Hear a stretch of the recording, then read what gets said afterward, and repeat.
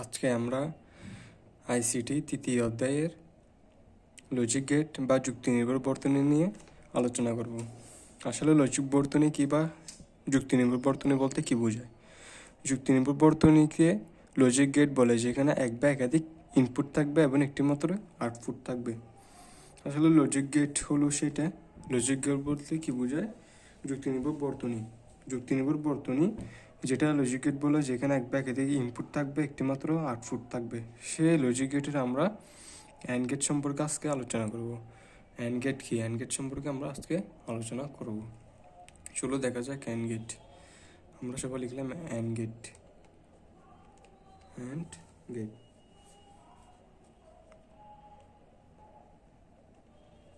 আজকে আমরা এই অ্যান্ড গেট সম্পর্কে আলোচনা করব। অ্যান্ড গেট হচ্ছে তোমার দুটো ইনপুটকে কী করবে, যে কোনো মনে করেন একটা ইনপুট বি একটা ইনপুট দুটাকে গুণ আকারে আউটপুট করবে, অর্থাৎ এবং বি যদি ইনপুট দিই আমরা, তাহলে আউটপুট আকারে পাবো ইন্টু বি। এখন আমরা অ্যান্ড গেটের সংজ্ঞা জানবো। অ্যান্ড গেটের সংজ্ঞা হলো যে লজিক গেটের সাহায্যে যৌক্তিক গুণের কাজ সম্পাদন করা হয়। তাহলে অ্যান্ড গেটের সংজ্ঞা কী? অ্যান্ড গেটের সংজ্ঞা হচ্ছে যে লজিক গেটের সাহায্যে। অ্যান্ড গেটের সংজ্ঞা কী হবে? অ্যান্ড গেটের সংজ্ঞা হবে তোমার যে লজিক গেটের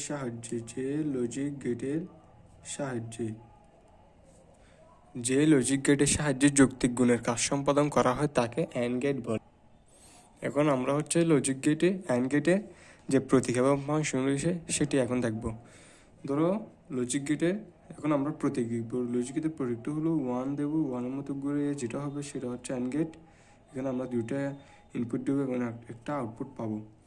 ধরি এখানে আমরা কি দিলাম, ধরি এখানে এ দিলাম ইনপুট এবং বি দিলাম।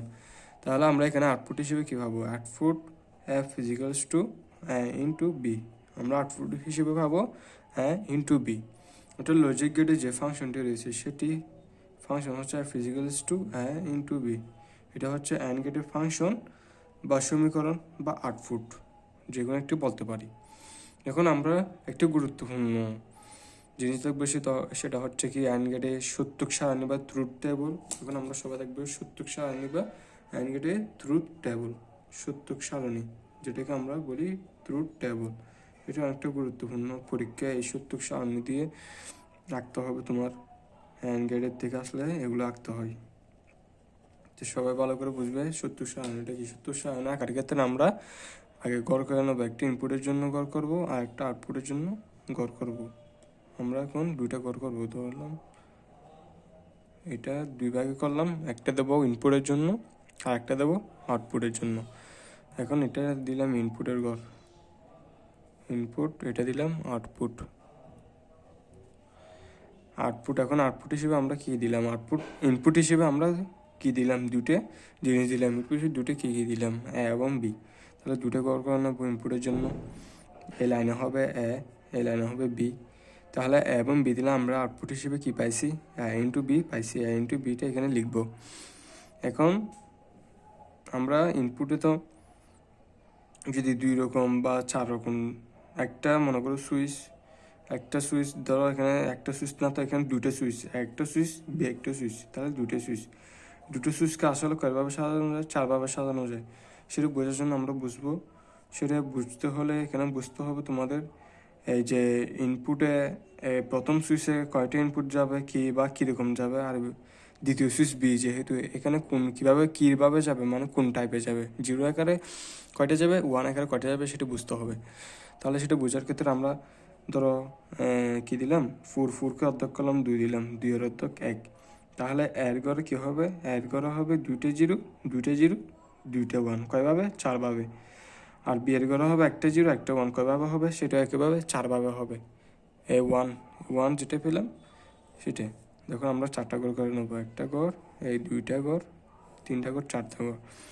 তাহলে আমরা এর ঘরে 2টা 0 2টা 1 এবং বি এর ঘরে দিব একটা 0 একটা 1 একটা 0 একটা 1। কারণ আমরা জানি দুটো সুইচকে আমরা 4ভাবে সাজাতে পারি। সেটা বোঝার ক্ষেত্রে দুইটা সুইচ নেবো, সেটাকে বড় করলে 4 পাবো। আমরা 4-এর অর্ধেক 2 দেবো, 2-এর অর্ধেক 1 দিব, 2-এর অর্ধেক 1 দিলে তাহলে এর ঘরে 2টা 0 2টা 1 4ভাবে দিব। আর বি এর ঘরে একটা 0 একটা 1 4ভাবে সাজাবো। তাহলে সাজার ক্ষেত্রে আমরা 0 0 দিলাম। ইনপুট যদি 0 0 দিই তাহলে আমরা আউটপুট হিসেবে পাবো 0, এবং ইনপুট হিসেবে যদি আমরা 0 এবং 1 দিই তখন আউটপুট হিসেবে আমরা পাবো 0। সেমভাবে 0 0 আর 1 গুণ করলে 0, এবং ইনপুট হিসেবে যদি আমরা 1 এবং 0 দিই সেটির ক্ষেত্রে আউটপুট হিসেবে আমরা একইভাবে 0 পাবো, এবং ইনপুটের ক্ষেত্রে যদি 1 এবং 1 দিই তাহলে আউটপুট হিসেবে আমরা 1 পাবো। এটি আসলে গুণ করে পাচ্ছি সেরকম না, এই জিনিসগুলো আসলে প্র্যাকটিক্যালি দেখলে তুমি বুঝতে পারবে। তুমি যদি ইনপুট 0 0 দিও তাহলে অবশ্যই মনে করো তুমি দুটো সুইচ একটা কী বলে সার্কিটের মধ্যে যদি তুমি দুটো সুইচ দাও, অ্যান্ড গেট সার্কিটের ক্ষেত্রে যদি তুমি যদি কোনো সুইচ ছাড়া যদি মানে ইনপুট দাও তাহলে আউটপুট হিসেবে তুমি 0 হবে, অর্থাৎ 0 পাবে মানে কী হবে, লাইটটি অফ থাকবে। আর যদি তুমি 0 একটা সুইচ মানে দুটো সুইচ আছে, একটা সুইচ অফ একটা সুইচ অন করছো, তাহলে কিন্তু একেবারে আউটপুট হিসেবে তুমি 0 হবে। এই যে আউটপুট 0 মানে লাইটটা জ্বলবে না। যদি একটা সুইচ অফ এবং একটা সুইচ অন ধরে রাখো তাহলে লাইটটা জ্বলবে না, তাই জ্বলবে না সেহেতু আমরা 0 দিছি। আবার একইভাবে যদি তুমি দুটো সুইচ একসাথে অন করো, অর্থাৎ দুটো সুইচ একসাথে কী করো অন করলে তুমি আউটপুট হিসেবে 1 পাবে, অর্থাৎ লাইটটি জ্বলবে। ইনপুট যদি 1 1 দাও তাহলে লাইট জ্বলবে অবশ্যই। তাহলে আমরা এটাকে দেবো এটা বি, তো বি একটা 0 একটা 1। তাহলে তোমার এরপরে কাজ হচ্ছে সুইচিং বর্তনী। সুইচিং বর্তনীটা দেখা, তাহলে আমরা লিখবো সুইচিং বর্তনী।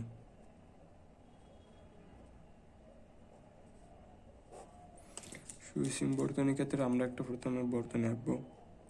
অ্যান্ড গেটের বর্তনীটা কীরকম সেটা আগে আমরা আঁকবো এখানে।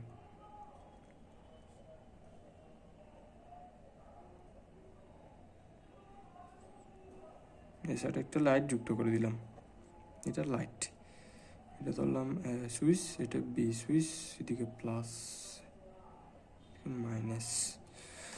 তাহলে তুমি দেখো ইনপুট যদি 0 0 দাও, ইনপুট 0 0 মানে কি, এখানে কোনো কি যাবে না, বিদ্যুৎ যাবে না। বিদ্যুৎ না গেলে এখানে কি লাইটটা জ্বলবে, লাইটটা জ্বলবে না।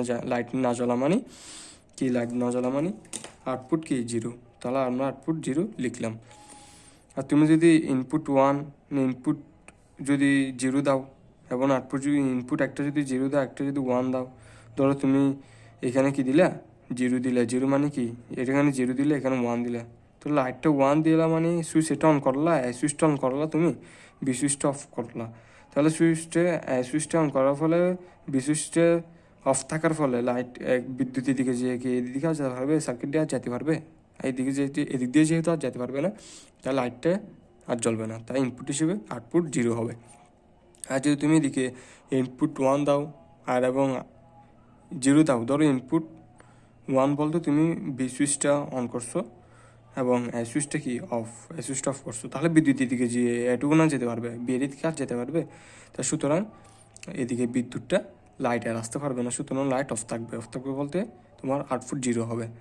এবং আরেকটা ব্যাপার, ইনপুট যদি তুমি 1 1 দাও, অর্থাৎ এ অন থাকবে, বি সুইচটা অন থাকবে, তখন পুরো সার্কিটটা কী হয়েছে, সম্পূর্ণ হয়েছে। সম্পূর্ণ হয়েছে মানে কি, বিদ্যুৎ লাইট দিয়ে চলবে, অর্থাৎ বিদ্যুৎ প্লাস দিয়ে যায় লাইট দিয়ে আসে, মাইনাস দিয়ে আসবে। তাই যখন তুমি 1 1 দিছো, ইনপুট যখন 1 1 দিছো তখন কী হয়েছে, পুরো বর্তনীটা সম্পূর্ণ হয়েছে। পুরো বর্তনী সম্পূর্ণ হওয়া মানে এখান থেকে কী যাবে, বিদ্যুৎ দিয়ে যাবে, বিদ্যুৎ লাইট দিয়ে যাবে, তো লাইট অন থাকবে। আর যদি তুমি যদি ইনপুট একটা 1 দাও এবং আরেকটা যদি 0 দাও, তাহলে কি তোমার একটা সুইচ অন হবে আরেকটা সুইচ অফ থাকবে।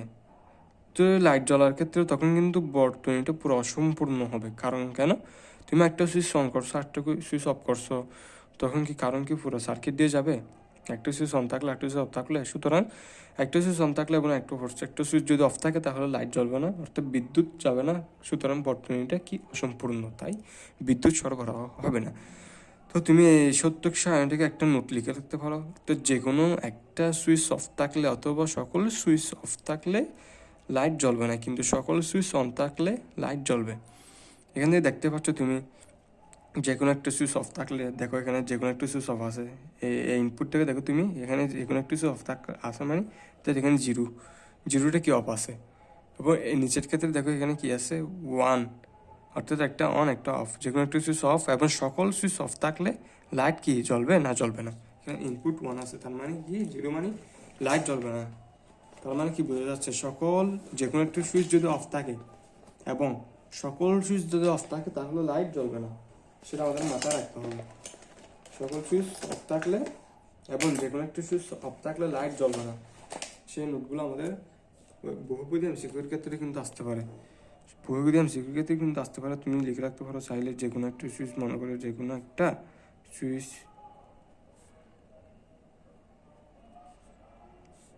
বা সকল সুইচ যদি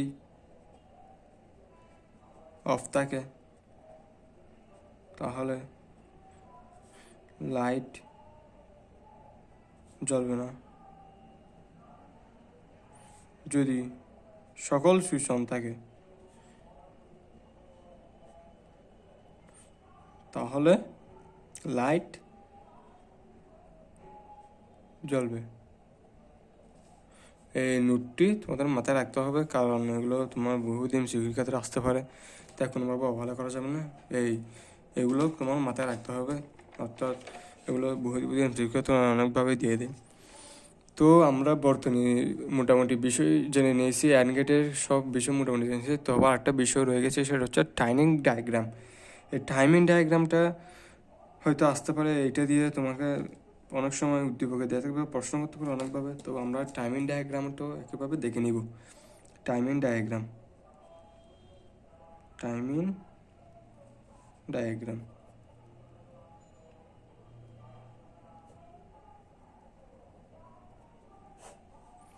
টাইমিং ডায়াগ্রামটা কি?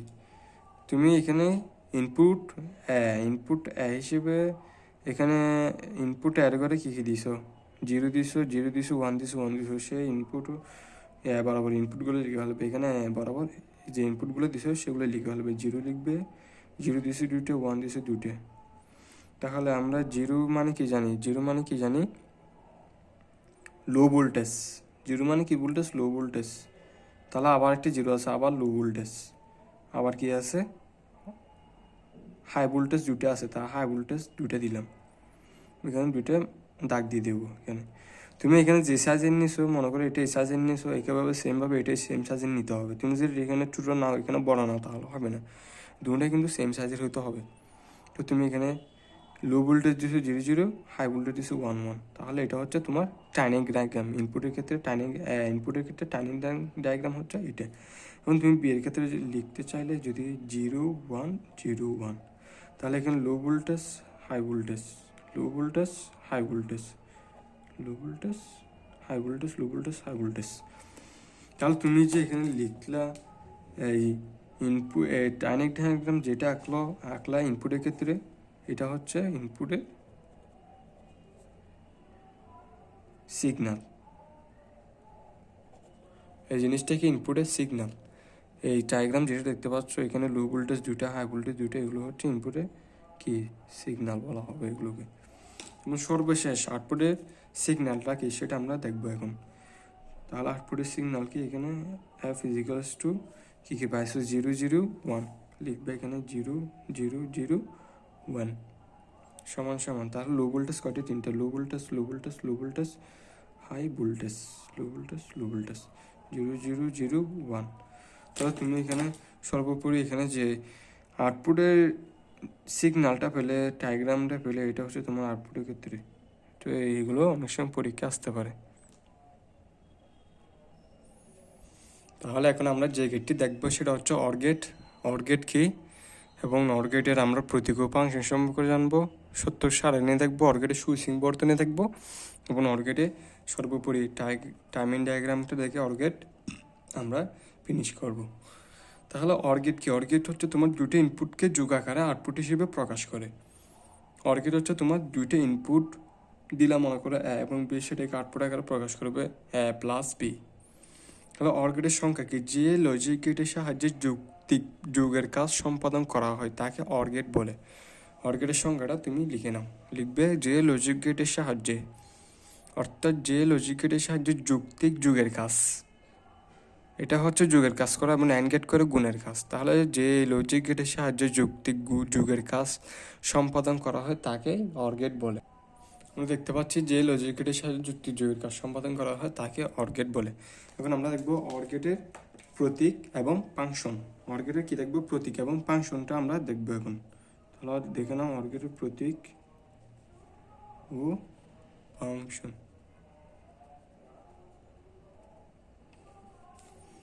অর গেটের প্রতীক কি দেখো, অর গেটের প্রতীক হচ্ছে তুমি 2 দিবে, প্রথমে 2 এর মতো করে দিবে, তো 2 এর যে গাল আছে সেটা গাল দিবে, একটু বাঁকা দিবে এরকম করে, আউটপুট দিবে এদিকে, এদিকে দিবে ইনপুট।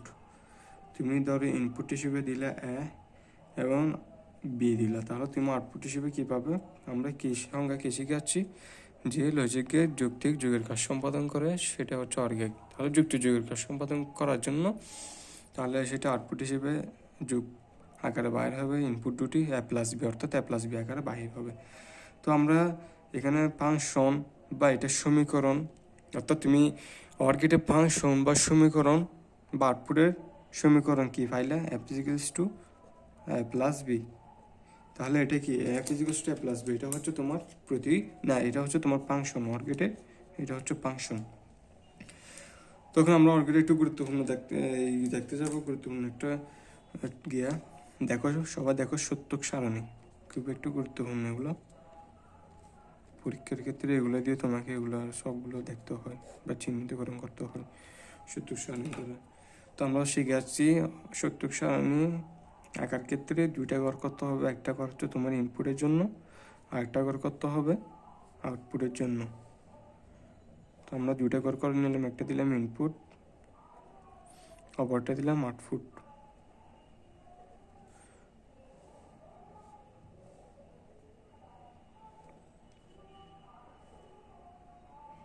তো আমরা যেহেতু ইনপুট 2টা দিব এবং বি ইনপুট দিলে আমরা আউটপুট হিসেবে কী পাইছি, এ প্লাস বি পাইছি।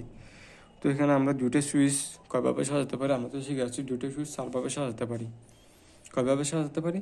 4ভাবে সাজাতে পারি 2টা সুইচকে। তো আমরা 4ভাবে সাজাবো। আমরা এর ঘরে এর কলামে আমরা 2টা 0 2টা 1 দিয়ে দিব, কি দিব 2টা 0 2টা 1 আমরা ইনপুট হিসেবে দিব 2টা 0 2টা 1, এবং বিয়ের ঘরে আমরা কি দিব, বিয়ের ঘরে দিব একটা 0 একটা 1 এবং একটা 0 একটা 1। তো অর গেটের ক্ষেত্রে আসলে এগুলো প্র্যাকটিক্যালি দেখা দরকার, অর্থাৎ তুমি একটা অর গেটের সার্কিট নিয়ে সেখানে 2টা সুইচ থাকবে ইনপুট হিসেবে এবং আউটপুট হিসেবে একটি লাইট থাকবে। তো তুমি ধরো 2টা সুইচ অফ রাখলা, 2টা সুইচ অফ রাখলে কী হবে, আউটপুটটা অবশ্যই 0 হবে অর গেটের ক্ষেত্রে। এবং তুমি অর গেটের ক্ষেত্রে যদি একটা সুইচ অন করো এবং একটা সুইচ যদি অফ রাখো, তারপরেও কিন্তু লাইটটা অন হবে, অর্থাৎ আউটপুট কী হবে, 1 হবে। সেমভাবে একটা সুইচ তুমি ধরো অন করলো, একটা সুইচ অফ করলো, তখনও কিন্তু লাইটটা জ্বলবে, অর্থাৎ অন হবে মানে আউটপুট হিসেবে আমরা 1 পাবো। তো আমরা 1 লিখলাম। এখন যদি তুমি দুটো সুইচ একই সাথে যদি অন করো, অর্থাৎ একই সাথে যদি ইনপুট 1 দাও, তাহলে একইভাবে ঠিক আউটপুটটাই 1 বাইরে হবে, অর্থাৎ সুইচ অন হবে, সুতরাং আউটপুট কী হবে, অন থাকলে 1 হবে। আমরা 1 লিখে নিলাম। এখন 1 লেখার পর আমরা সেই অর গেটের সুইচিং বোর্ড কিন্তু দেখব। সবাই লিখো অর গেটের সুইচিং বর্তনী। তো অর গেটের সুইচিং বর্তনী আমরা এখন এঁকে নেব।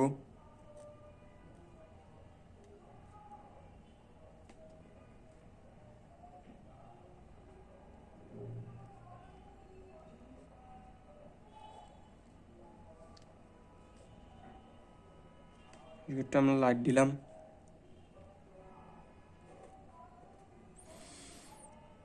এটা দিলাম এ সুইচ এবং এটা দিলাম বি সুইচ। তো সবাই খেয়াল করো, এখন আমরা একটা অর গেটের সুইচিং বর্তনী এঁকে ফেললাম। অর গেটের সুইচিং বর্তনী আঁকার পর এখন দেখবো আমরা এখানে দেখো 70 সারিতে খেয়াল করো সবাই, ইনপুট দেখো 0 দিছি এবং ইনপুট সমান 0 দিছি এবং বি সমান 0 দিছি, অর্থাৎ সুইচটা ইনপুট 0 বলতে কি অফ আছে এবং বি সুইচটা ইনপুট 0 বলতে অফ আছে। তো অফ থাকলে কি লাইট কারেন্ট অর্থাৎ প্লাস দিয়ে গিয়ে কি লাইটের গিয়ে মাইনাস দিয়ে আসতে পারবে সুইচ যদি অফ থাকলে?